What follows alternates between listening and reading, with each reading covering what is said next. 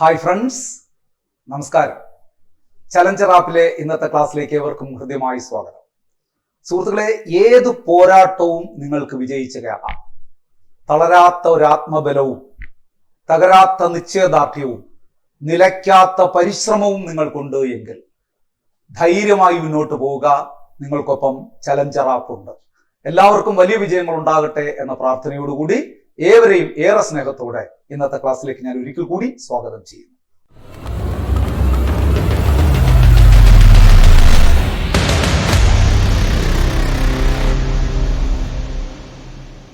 ഉപഭോക്തൃ സംരക്ഷണ നിയമവുമായി ബന്ധപ്പെട്ട രണ്ടാമത്തെ വീഡിയോ ക്ലാസ് ആണ് ഇന്നത്തേത്. കഴിഞ്ഞ ക്ലാസ് നിങ്ങൾ കണ്ടിരിക്കും എന്ന് ഞാൻ വിശ്വസിക്കുന്നു. ആരെങ്കിലും കഴിഞ്ഞ ക്ലാസ് കാണാത്തവരുണ്ട് എങ്കിൽ ആ ക്ലാസ് കൂടി കണ്ടിട്ട് ഈ ക്ലാസ് കാണാൻ ഞാൻ നിങ്ങളെ നിർദ്ദേശിക്കുകയാണ്. കാരണം അതിന്റെ ഒരു കണ്ടിന്യൂവേഷൻ ആണ് ഈ ക്ലാസ് എന്ന് ഓർക്കുക. ഉപഭോക്തൃ സംരക്ഷണ നിയമം എന്താണെന്നും ആ നിയമം ഉപഭോക്താക്കൾക്ക് എന്തൊക്കെ അവകാശങ്ങൾ നൽകുന്നു എന്നും ഒക്കെ നമ്മൾ കഴിഞ്ഞ ക്ലാസ്സിൽ വിശദമായി ചർച്ച ചെയ്തു. അവിടെ 8 അധ്യായങ്ങളിലായി പറഞ്ഞിരിക്കുന്ന കുറച്ച് കാര്യങ്ങൾ പറഞ്ഞു. അത് ഓരോ അധ്യായങ്ങളിൽ വരുന്ന പ്രധാനപ്പെട്ട കാര്യങ്ങൾ പ്രത്യേക ടോപ്പിക്കുകളായിട്ട് നമുക്ക് പഠിക്കാനുണ്ട്. അതിലെ ഒരു പ്രധാനപ്പെട്ട കാര്യമാണ് ഉപഭോക്തൃ സമിതികൾ എന്ന് പറയുന്നത്. അതെന്താണെന്ന് ആദ്യം നോക്കാം. ഉപഭോക്തൃ സമിതികൾ എന്ന് ചുരുക്കി പറഞ്ഞാൽ അതിന്റെ പൂർണ്ണമായ പേര് ഉപഭോക്തൃ സംരക്ഷണ സമിതികൾ എന്നാണ്. കൺസ്യൂമർ പ്രൊട്ടക്ഷൻ എന്ന് തന്നെ ഉപയോഗിക്കുക. ഉപഭോക്തൃ സംരക്ഷണ സമിതികളാണ്. കൺസ്യൂമർ പ്രൊട്ടക്ഷൻ കമ്മിറ്റീസ് എന്നൊക്കെ വേണമെങ്കിൽ നമുക്ക് പറയാം. നോക്കാം, നമുക്ക് ഉപഭോക്തൃ സംരക്ഷണ സമിതികൾ എന്ന് പറയുന്നത് ഇത് ഉപദേശക സമിതികളാണ്.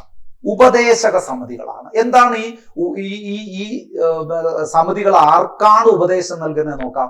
അപ്പൊ ഈ സമിതികൾ എന്ന് പറയുന്നത് സർക്കാർ തലത്തിൽ നിലവിൽ വരുന്ന സമിതികളാണ്. സർക്കാർ തലത്തിൽ നിലവിൽ വരുന്ന ഈ സമിതികള്, ആ സമിതികളുടെ പ്രവർത്തനം നിങ്ങളൊന്ന് പരിശോധിച്ച് നോക്കൂ. എന്തൊക്കെയാണ്? ഉപഭോക്താക്കളിൽ അവബോധം വളർത്തുക.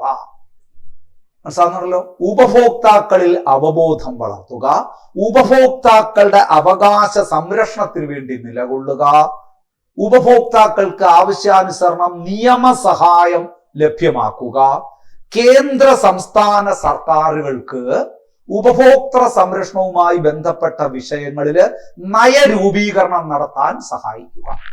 മനസ്സിലാകുന്നുണ്ടല്ലോ. അപ്പൊ ഇത് ഉപദേശ സമിതികൾ എന്ന് പറഞ്ഞാൽ ആരെയൊക്കെ ഉപദേശിക്കുന്ന സമിതികളാണ്?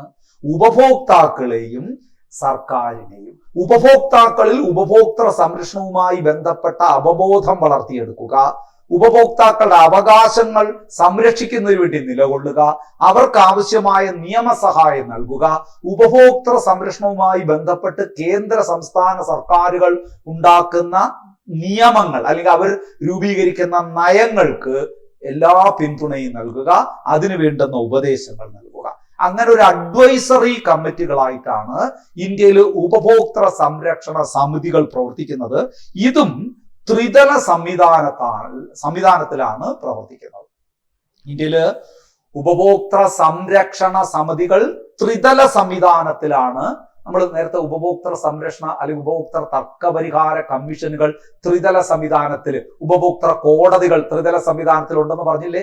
അതുപോലെ ഉപഭോക്തൃ സംരക്ഷണ സമിതികളും ത്രിതല സംവിധാനത്തിലാണ്. കേന്ദ്ര ഉപഭോക്തൃ സംരക്ഷണ സമിതി കേന്ദ്ര തലത്തില്, ദേശീയ തലത്തില്. സംസ്ഥാന തലത്തിലോ സംസ്ഥാന ഉപഭോക്തൃ സംരക്ഷണ സമിതി. ഇനി ജില്ലാ തലത്തിലോ ജില്ലാ ഉപഭോക്തൃ സംരക്ഷണ സമിതി. ഒരുപാട് ചോദ്യങ്ങളൊന്നും ഇല്ല ഇതിനകത്ത്. ശ്രദ്ധിച്ച് കേൾക്കുക. ഈ കേന്ദ്ര ഉപഭോക്തൃ സംരക്ഷണ സമിതി ഇത് സർക്കാർ തലത്തിൽ രൂപം കൊള്ളുന്ന സമിതിയാണെന്ന് പറഞ്ഞു. അപ്പൊ ഇതിന്റെ അധ്യക്ഷൻ എപ്പോഴും കേന്ദ്ര ഉപഭോക്തൃ മന്ത്രിയായിരിക്കും. കേന്ദ്ര ഉപഭോക്തൃ വകുപ്പ് മന്ത്രിയായിരിക്കും കേന്ദ്ര ഉപഭോക്തൃ സംരക്ഷണ സമിതിയുടെ ചെയർമാൻ. അവിടെ ഒരു കാര്യം വളരെ പ്രധാനപ്പെട്ട ആയിട്ട് നിങ്ങൾ ഓർക്കേണ്ടതായിട്ടുണ്ട്. കേന്ദ്ര ഉപഭോക്തൃ സംരക്ഷണ സമിതി വർഷത്തിൽ എത്ര തവണയെങ്കിലും കുറഞ്ഞത് യോഗം ചേർന്നിരിക്കണം.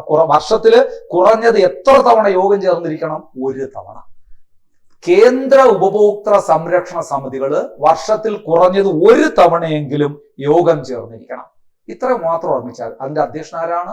കേന്ദ്ര ഉപഭോക്തൃകാര്യ മന്ത്രി, കേന്ദ്ര ഉപഭോക്തൃ വകുപ്പ് മന്ത്രി.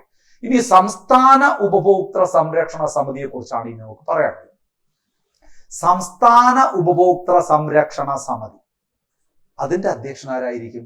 കേന്ദ്ര ഉപഭോക്തൃ സംരക്ഷണ സമിതിയുടെ അധ്യക്ഷൻ കേന്ദ്ര ഉപഭോക്തൃകാര്യ അല്ലെങ്കിൽ കേന്ദ്ര ഉപഭോക്തൃ വകുപ്പ് മന്ത്രിയാണെങ്കിൽ തീർച്ചയായിട്ടും സംസ്ഥാന ഉപഭോക്തൃ സംരക്ഷണ സമിതിയുടെ അധ്യക്ഷൻ സംസ്ഥാന ഉപഭോക്തൃ വകുപ്പ് മന്ത്രിയായിരിക്കും. ഒരു സംശയവും വേണ്ട. സംസ്ഥാന ഉപഭോക്തൃ വകുപ്പ് മന്ത്രിയാണ് ഇവിടെ സംസ്ഥാന ഉപഭോക്തൃ സംരക്ഷണ സമിതിയുടെ അധ്യക്ഷൻ.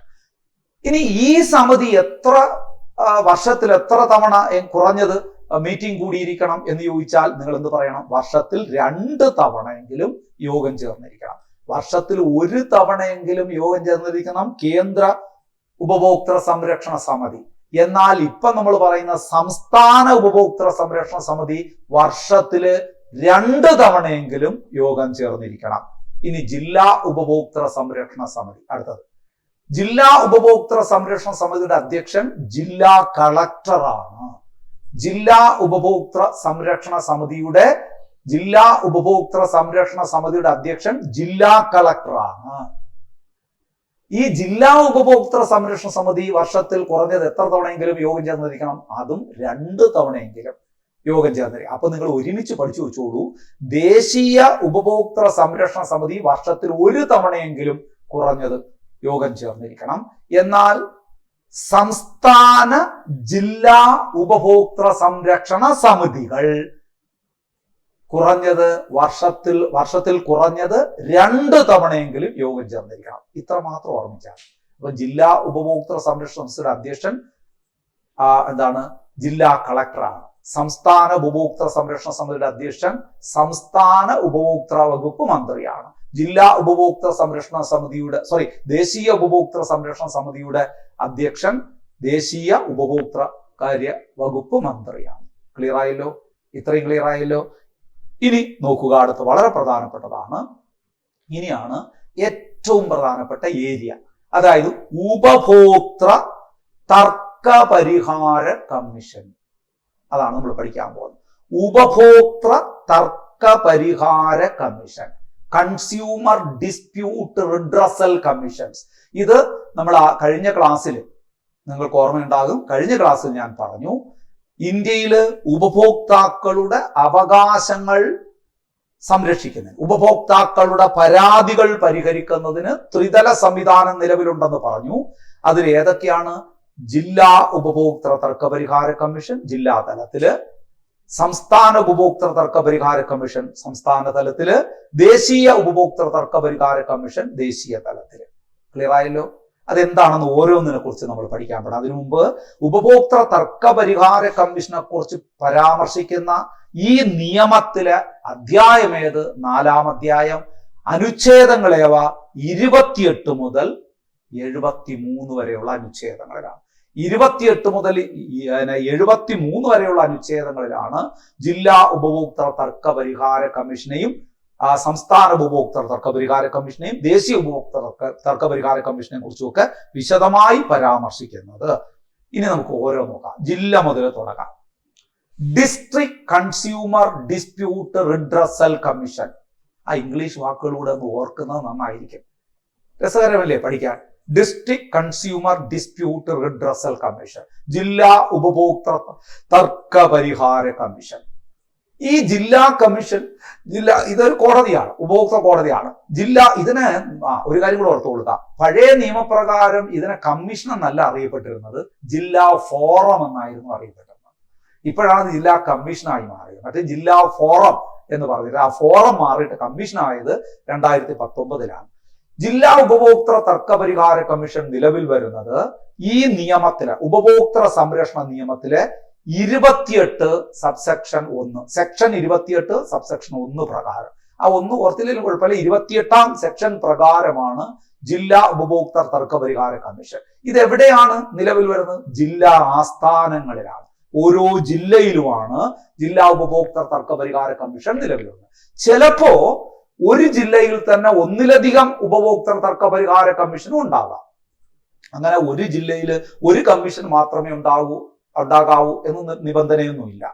ആവശ്യമെന്ന് കണ്ടാൽ ഒന്നിലധികം കമ്മീഷനുകളും ജില്ലാ ആസ്ഥാനങ്ങളിൽ രൂപീകരിക്കപ്പെടാവുന്നതാണ്, നിയമിക്കപ്പെടാവുന്നതാണ്. ജില്ലാ ഉപഭോക്തൃ തർക്ക പരിഹാര കമ്മീഷന്റെ ഏറ്റവും കുറഞ്ഞ അംഗസംഖ്യ എന്ന് പറയുന്നത് 3 പേരാണ്. ശ്രദ്ധിക്കണേ, കുറഞ്ഞ അംഗസംഖ്യ 3. പ്രസിഡന്റും 2ൽ കുറയാത്ത അംഗങ്ങളും അതിലൊരു വനിതയും നിർബന്ധം. ആദ്യമേ ഞാൻ പറയട്ടെ, ഈ എല്ലാ തലങ്ങളിലുള്ള കമ്മീഷനിലും ഓരോ വനിതാ അംഗങ്ങൾ നിർബന്ധമാണ്.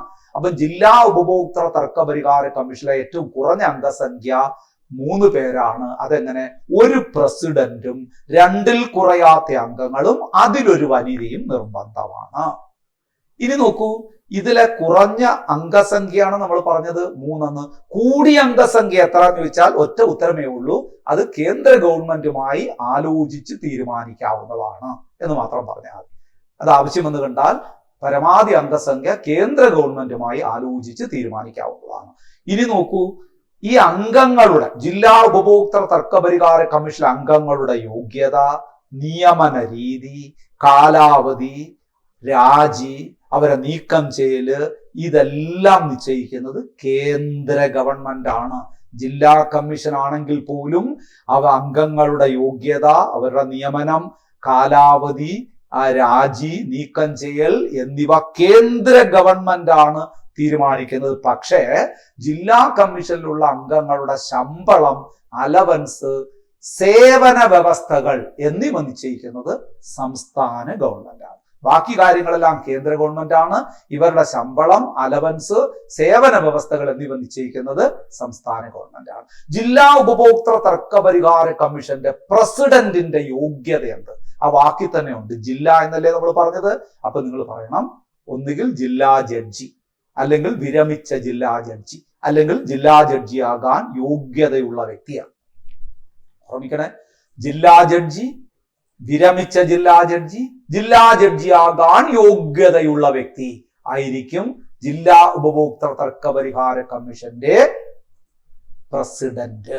ഈ ജില്ലാ ഉപഭോക്തൃ തർക്ക പരിഹാര കമ്മീഷൻ എന്ന് പറയുന്നതിന് എന്ത് അധികാരമാണുള്ളത്? ഇതൊരു സിവിൽ കോടതിയാണെന്ന് നിങ്ങൾ വിചാരിക്കുക. ഒരു സിവിൽ കോടതിയുടെ എല്ലാ അധികാരങ്ങളും ഇതിനുണ്ടായിരിക്കും. ഇനി നോക്കൂ, നമ്മൾ ജില്ലാ കമ്മീഷനിൽ ഒരു പരാതി കൊടുക്കുന്നു എന്ന് വിചാരിക്കുക. ഞാൻ ഏതെങ്കിലും ഒരു കടയിൽ നിന്നൊരു സാധനം വാങ്ങി, ഞാൻ ചീറ്റ് ചെയ്യപ്പെട്ടു, ഞാൻ എക്സ്പ്ലോയിറ്റ് ചെയ്യപ്പെട്ടു, അല്ലെങ്കിൽ ഞാൻ വഞ്ചിക്കപ്പെട്ടു. ഞാൻ നേരെ ജില്ലാ കമ്മീഷനിൽ പരാതിയുമായിട്ട് ചെല്ലുകയാണ്. അതിന്റെ നടപടിക്രമം എങ്ങനെയാണ്? ജില്ലാ കമ്മീഷനിൽ ഞാൻ പരാതി കൊടുക്കുമ്പോൾ ആ പരാതി സ്വീകരിക്കാനോ തിരസ്കരിക്കാനോ കമ്മീഷൻ അവകാശമുണ്ട്. നമ്മളൊരു പരാതി കൊടുത്തു എന്ന് പറഞ്ഞ് ഉടനെ തന്നെ അതിനെ ഫയൽ സ്വീകരിക്കണമെന്ന് നിർബന്ധമൊന്നുമില്ല. അത് നമ്മൾ സാധാരണ കോടതികളിലും അങ്ങനെയാണല്ലോ. ഇപ്പൊ ബേസ്ലെസ് ആയിട്ടുള്ള ചില കാര്യങ്ങൾ പറഞ്ഞുകൊണ്ട് കോടതിയിൽ ചെന്നാൽ കോടതി അത് ഫയലിൽ പോലും സ്വീകരിക്കില്ല. ചിലപ്പോൾ നമ്മൾ വിരട്ടും, ചിലപ്പോൾ ഫൈനും ഒടിച്ചെന്ന് വരും. മനസ്സിലാണല്ലോ, കോടതിയുടെ സമയം മെനക്കെടുത്താൻ ആവശ്യമില്ലാത്ത കേസുകളായിട്ട് വന്നോ എന്നൊക്കെ ചോദിക്കുന്നത് നമ്മൾ കേട്ടിട്ടുണ്ട്. അപ്പോൾ ശരിക്കും പറഞ്ഞു കഴിഞ്ഞാല് പരാതി നമ്മൾ കൊടുത്താൽ ആ പരാതി സ്വീകരിക്കാം, തിരസ്കരിക്കാം. അതിനാർക്ക് അവകാശമുണ്ട്? അത് നമ്മുടെ കമ്മീഷൻ, ജില്ലാ കമ്മീഷൻ അവകാശമുണ്ട്. പക്ഷേ 21 ദിവസത്തിനകം പരാതിയുടെ സ്വീകാര്യത തീരുമാനിക്കണം. ഈ പരാതി സ്വീകരിക്കുന്നുവോ അതോ തള്ളിക്കളയുന്നുണ്ടോ എന്ന് 21 ദിവസത്തിനുള്ളിൽ, നമ്മൾ അപേക്ഷ കൊടുത്തു കഴിഞ്ഞാൽ, പരാതി കൊടുത്തു കഴിഞ്ഞാൽ 21 ദിവസത്തിനുള്ളിൽ അതിന്റെ സ്വീകാര്യതയെക്കുറിച്ച് ഒരു തീരുമാനം എടുത്തിരിക്കണം ഈ ജില്ലാ കമ്മീഷൻ. അത് സ്വീകരിക്കുന്നുണ്ടോ ഇല്ലെങ്കിൽ തള്ളിക്കളയുന്നുണ്ടോ എന്ന് നമ്മളെ അറിയിച്ചിരിക്കണം. ഇനി ഈ ജില്ലാ ഉപഭോക്തൃ തർക്ക പരിഹാര കമ്മീഷനിലെ അംഗങ്ങളുടെ കാലാവധി എത്ര? 5 വർഷമോ 65 വയസ്സോ? 5 വർഷമോ 65 വയസ്സോ? ഇനി അടുത്ത ചോദ്യമാണ് സുഹൃത്തുക്കളെ ഏറ്റവും പ്രധാനപ്പെട്ടത്. അത് ഈ 3 കമ്മീഷനിലും ഏറ്റവും പ്രധാനപ്പെട്ട ചോദ്യമുണ്ട്. ഇതിന്റെ അധികാര പരിധി എത്രയാണ് എന്ന് പറഞ്ഞാൽ എത്ര രൂപ വരെയുള്ള നഷ്ടപരിഹാരത്തിനാണ് നമ്മൾ ജില്ലാ കമ്മീഷനിൽ സമീപിക്കുന്നത്? ഇതിന്റെ ശരിക്കു പറഞ്ഞു കഴിഞ്ഞാൽ അതാണ് ഇതിൽ ഏറ്റവും പ്രധാനപ്പെട്ട ചോദ്യം. നമ്മൾ എത്ര രൂപയുടെ നഷ്ടപരിഹാരത്തിന് വേണ്ടിയിട്ടാണ് ഒരു ജില്ലാ കോടതിയിൽ പോകാവുന്നത്, ജില്ലാ കമ്മീഷനിൽ പോകാവുന്നത്? 5 ലക്ഷം രൂപ വരെയുള്ള നഷ്ടപരിഹാരം. നോക്കൂ, 5 ലക്ഷം, സോറി 5 അല്ല 50 ലക്ഷം, ഒരു 0 കുറഞ്ഞു പോയി കേട്ടോ. 50 ലക്ഷം രൂപ വരെയുള്ള നഷ്ടപരിഹാരത്തിന് ശ്രദ്ധിക്കണം. ജില്ലാ ഉപഭോക്തൃ തർക്ക പരിഹാര കമ്മീഷന്റെ അധികാര പരിധി എത്രയാണെന്ന് ചോദിച്ചാൽ 50 ലക്ഷം രൂപ വരെയുള്ള നഷ്ടപരിഹാരത്തിനാണ് ഈ കമ്മീഷനിൽ നമുക്ക് പരാതിയുമായി ചെല്ലാവുന്നത്. മനസ്സിലാവുന്നുണ്ടല്ലോ? ഇനി പരാതി നമ്മൾ കൊടുത്തു കഴിഞ്ഞു. 50 ലക്ഷം രൂപ വരെയുള്ള നഷ്ടപരിഹാരത്തിനാണ് നമുക്ക് കൊടുക്കാം. കാരണം ഇവിടുത്തെ അധികാരപരിധി 50 ലക്ഷമാണ്. ഇനി പരാതി സ്വീകരിച്ചു കഴിഞ്ഞാൽ ഈ കമ്മീഷൻ എന്ത് ചെയ്യുന്നറിയാമോ? ജില്ലാ കമ്മീഷൻ എതിർ കക്ഷിയുടെ ഭാഗം കേൾക്കാനായിട്ട് കുറച്ച് സമയം അനുവദിച്ചു കൊടുക്കും. എതിർ കക്ഷിക്ക് നോട്ടീസ് അയക്കും. ഇപ്പൊ ഞാനൊരു കടയിൽ നിന്ന് സാധനം വാങ്ങി പറ്റിക്കപ്പെട്ട് കഴിഞ്ഞു, അതിന്റെ സർവ്വ തെളിവുകളുമായിട്ടാണ് ഞാൻ ചെന്ന് പരാതിപ്പെട്ടത്. പരാതി സ്വീകരിച്ചിട്ട് എതിർ കക്ഷിക്ക്, ആ കടക്കാരന് അല്ലെങ്കിൽ ഇതിന്റെ ഉത്പാദകന് ഈ ജില്ലാ കമ്മീഷൻ നോട്ടീസ് അയക്കും. എത്ര സമയം വരെ ഹാജരാകാൻ എത്ര സമയമുണ്ട്? പരമാവധി 45 ദിവസത്തിനുള്ളിൽ എതിർകക്ഷി ഹാജരായിരിക്കണം. അത് വാസ്തവത്തിൽ അതിന്റെ രീതി 30 ദിവസത്തിനുള്ളിൽ ഹാജരാകണമെന്നാണ്. ഇനി എന്തെങ്കിലും കാരണവശാൽ ഹാജരാകാൻ 30 ദിവസത്തിനുള്ളിൽ കഴിഞ്ഞില്ല എങ്കിൽ ഒരു 15 ദിവസവും കൂടി അനുവദിച്ചു കൊടുക്കും. അതായത് പരമാവധി 45 ദിവസത്തിനകം ജില്ലാ കോടതിയിൽ എതിർകക്ഷി ഹാജരാകണം. മനസ്സിലാകുന്നല്ലോ? ഹാജരായില്ലെങ്കിലും നമ്മൾ സാധാരണ കോടതി കേസിലൊക്കെ ഉള്ള നിയമം തന്നെയാണ്. ഒരു കക്ഷി വരുന്നേ ഇല്ല. ഇപ്പൊ ഞാൻ 5 ലക്ഷം രൂപ നഷ്ടപരിഹാരത്തിനായിട്ട് ഒരു കോടതിയിൽ കേസ് കൊടുത്തു. കേസ് വിളിക്കുമ്പോഴൊന്നും എതിർകക്ഷി വരുന്നതേ ഇല്ല. ഒരു ഘട്ടം കഴിയുമ്പോൾ എന്ത് ചെയ്യും? കോടതി ഞാൻ ആവശ്യപ്പെട്ടത് വിധിയായിട്ട് പ്രഖ്യാപിക്കും. 5 ലക്ഷം രൂപ എനിക്ക് തരണമെന്ന് പറഞ്ഞിട്ട് വിധി പ്രഖ്യാപിക്കും. അതിന്റെ പേരെന്താണ്? എക്സ് പാർട്ടി ജഡ്ജ്മെന്റ് എന്ന് പറയും. ഒരു ഭാഗം മാത്രം കേട്ടുകൊണ്ടുള്ള ജഡ്ജ്മെന്റ്. അപ്പൊ ഈ 45 ദിവസത്തിനകം ഇയാൾ ഹാജരായില്ലെങ്കിൽ എക്സ് പാർട്ടി വിധി പ്രഖ്യാപിക്കും. ഇനി ഹാജരായെന്നിരിക്കട്ടെ, ഹാജരായിരുന്നപ്പോ ഞാൻ കൊടുത്ത 5 ലക്ഷം രൂപ നഷ്ടപരിഹാരത്തിനാണ് ഞാൻ കൊടുത്തതെന്നിരിക്കട്ടെ. കോടതി അയാൾ വിളിച്ച് ചോദ്യം ചെയ്തു. ഹിയറിംഗ് എല്ലാം കഴിഞ്ഞപ്പോൾ കോടതിക്ക് ബോധ്യപ്പെട്ടു ഞാൻ പറ്റിക്കപ്പെട്ടത് തന്നെയാണ്, 5 ലക്ഷം രൂപയ്ക്ക് എനിക്ക് അർഹതയുണ്ടെന്ന് വിചാരിച്ച് കോടതി 5 ലക്ഷം രൂപ എനിക്ക് നഷ്ടപരിഹാരം തരണമെന്ന് പറഞ്ഞ് വിധി പ്രഖ്യാപിച്ചു ജില്ലാ കമ്മീഷൻ. അപ്പൊ ഒന്നുകിൽ എക്സ് പാർട്ടി വിധി, അയാൾ വരാത്തത് കൊണ്ട് എന്റെ വാദം കോടതി വിധിയായി പ്രഖ്യാപിച്ചു. ഇനി വന്നിട്ടും അയാൾ എന്ത് ചെയ്തു? അയാൾ കുറ്റക്കാരനാണെന്ന് കോടതിക്ക് ബോധ്യപ്പെട്ടത് കൊണ്ട് എനിക്ക് നഷ്ടപരിഹാരത്തിനായി കോടതി വിധി പ്രഖ്യാപിച്ചു. ഈ 2 കേസിലും അയാൾ തൃപ്തനല്ല എന്ന് വിചാരിക്കുക. ജില്ലാ കോടതിയുടെ വിധിയിൽ തൃപ്തനല്ലെങ്കിൽ എതിർകക്ഷിക്ക് എന്ത് ചെയ്യാം? അപ്പീല് പോകാം. എവിടെ? സംസ്ഥാന കമ്മീഷനില്. സംസ്ഥാന ഉപഭോക്തൃ തർക്ക പരിഹാര കമ്മീഷനില് ഈ വിധി വന്നതിന് ശേഷം 45 ദിവസത്തിനുള്ളിൽ അപ്പീല് പോകാം. ആ പീരീഡ് ഒന്ന് നോട്ട് ചെയ്ത് വെച്ചേക്കും, പരീക്ഷയിൽ ചോദിക്കും. ജില്ലാ കോടതിയുടെ വിധിയിൽ തൃപ്തിയില്ല എങ്കിൽ എത്ര ദിവസത്തിനുള്ളിൽ ഒരു വ്യക്തിക്ക് സംസ്ഥാന കമ്മീഷനിൽ അപ്പീല് പോകാം? 45 ദിവസം. എത്ര ഓർമ്മിച്ചു കൊടുക്കുക. അവിടെ ഓർക്കേണ്ടുന്ന ഒരു പോയിന്റ്, അടിവരയിട്ട് മനസ്സിലിടേണ്ട ഒരു പോയിന്റ്, ആ ജില്ലാ ഉപഭോക്തൃ തർക്ക പരിഹാര കമ്മീഷന്റെ അധികാര പരിധി, ജൂറിസ്ഡിക്ഷൻ 50 ലക്ഷം രൂപ വരെ, അപ് ടു 50 lakhs. ഓർമ്മിച്ചോളുക കേട്ടോ. ഇനി സംസ്ഥാന കമ്മീഷനിലേക്ക് വരാം. State consumer dispute redressal commission, സംസ്ഥാന ഉപഭോക്തൃ തർക്ക പരിഹാര കമ്മീഷൻ. ഈ ഉപഭോക്തൃ സംരക്ഷണ നിയമത്തിലെ 42ാം വകുപ്പ് പ്രകാരമാണ് ഈ കമ്മീഷൻ നിലവിൽ വരുന്നത്.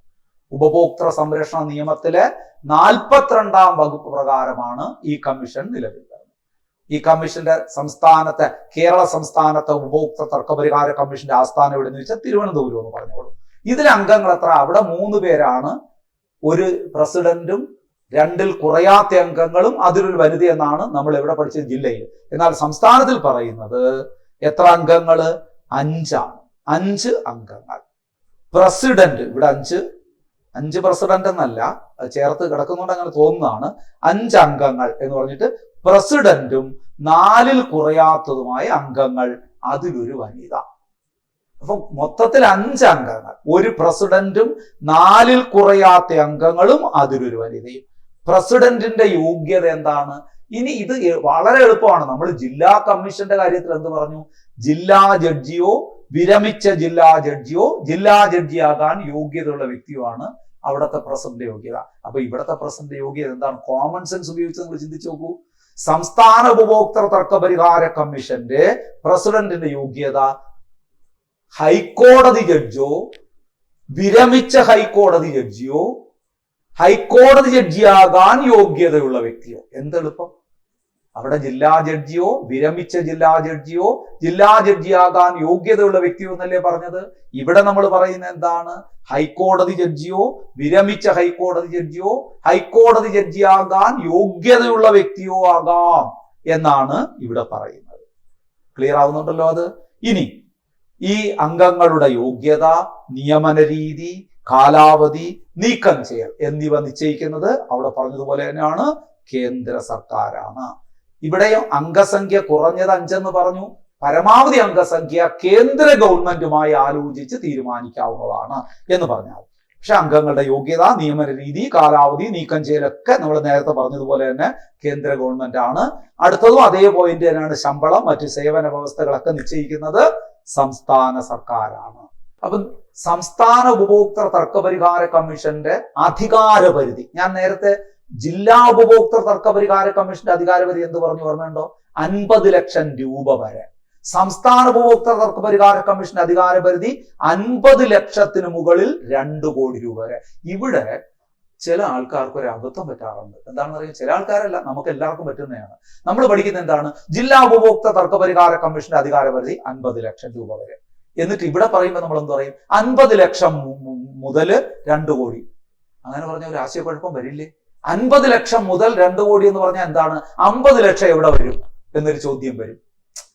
50 ലക്ഷം മുതൽ എന്ന് പറയുമ്പോൾ ഇവിടെ 50 ലക്ഷവും വരൂലേ? അതുകൊണ്ട് ഒരിക്കലും അങ്ങനെ പറയരുത്. ജില്ലാ ഉപഭോക്തൃ തർക്കപരിഹാര കമ്മീഷന്റെ അധികാരപരിധി 50 ലക്ഷം രൂപ വരെ. ഇവിടെ പറയേണ്ടത് 50 ലക്ഷത്തിന് മുകളിൽ 2 കോടി രൂപ വരെയാണ് സംസ്ഥാന ഉപഭോക്തൃ തർക്കപരിഹാര കമ്മീഷന്റെ അധികാരപരിധി. ഓക്കെ ആണോ? ഓക്കെ ആണല്ലോ? യെസ്. ഇനി ഇതിന്റെ കാലാവധി എത്ര?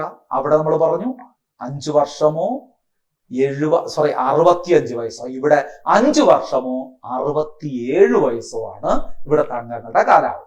2 വയസ്സുകൂടെ കൂട്ടിയാൽ മതി. 5 വർഷമൊക്കെ സെയിം തന്നെ. 5 വർഷമോ 67 വയസ്സോ. ഇനി നോക്കൂ, ജില്ലാ ഉപഭോക്തൃ തർക്കപരിഹാര കമ്മീഷന്റെ ഉത്തരവിനെതിരെ 45 ദിവസത്തിനുള്ളിൽ നമുക്ക് എവിടെ അപ്പീലിന് പോകാമെന്ന് പറഞ്ഞു? സംസ്ഥാന കമ്മീഷനിൽ പോകാമെന്ന് പറഞ്ഞു. സംസ്ഥാന കമ്മീഷന്റെ ജഡ്ജ്മെന്റിലും നമുക്ക് തൃപ്തിയില്ല എങ്കിൽ എങ്ങോട്ടേക്ക് പോകാം?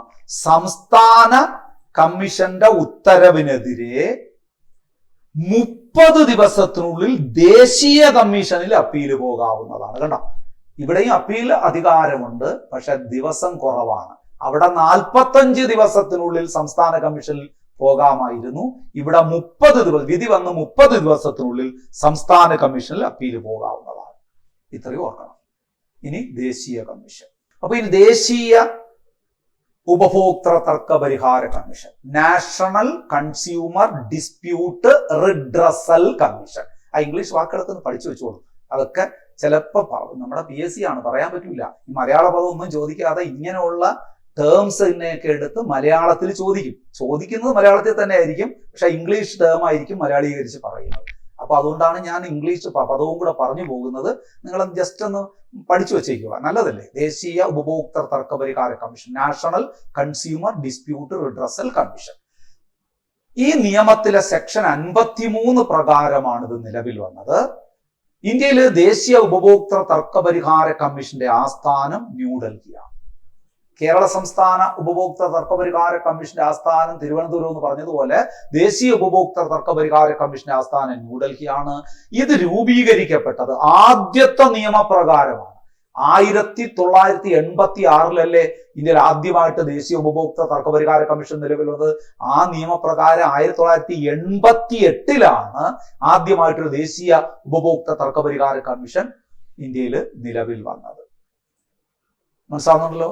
ഇതിൽ അംഗസംഖ്യ സംസ്ഥാന ഉപഭോക്തൃ തർക്കപരിഹാര കമ്മീഷന്റെ അംഗസംഖ്യ ഓർമ്മിച്ചാൽ മതി. അതുപോലെ തന്നെ 5 പേര്, പ്രസിഡന്റും 4-ൽ കുറയാത്ത അംഗങ്ങളും അതിലൊരു വനിതയും.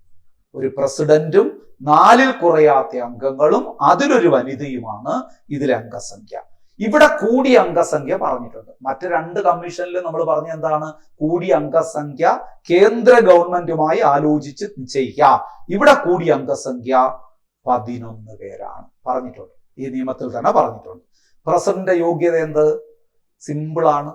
സുപ്രീം കോടതി ജഡ്ജി, അല്ലെങ്കിൽ വിരമിച്ച സുപ്രീം കോടതി ജഡ്ജി, അല്ലെങ്കിൽ സുപ്രീം കോടതി ജഡ്ജി ആകാനുള്ള യോഗ്യതയുള്ള വ്യക്തി. സുഹൃത്തുക്കളെ, ഈ പ്രസിഡന്റുമാരുടെ 3 കമ്മീഷനിലെയും പ്രസിഡന്റുമാരുടെ യോഗ്യത നിങ്ങൾ ഒരിക്കലും മറക്കൂല. കാരണം വളരെ സെയിം ആയിട്ട് കിടക്കുന്ന ഒരേപോലെ ചെറിയ മാറ്റം വരുത്തിയാൽ മതി. ജില്ലാ ഉപഭോക്തൃ തർക്കപരിഹാര കമ്മീഷനിലെ ചെയർമാന്റെ യോഗ്യത, പ്രസിഡന്റിന്റെ യോഗ്യത ജില്ലാ ജഡ്ജി ഓർ റിട്ടയർഡ് ജില്ലാ ജഡ്ജി, അല്ലെങ്കിൽ person qualified to become a judge of qualified to become a district judge, അല്ലെ?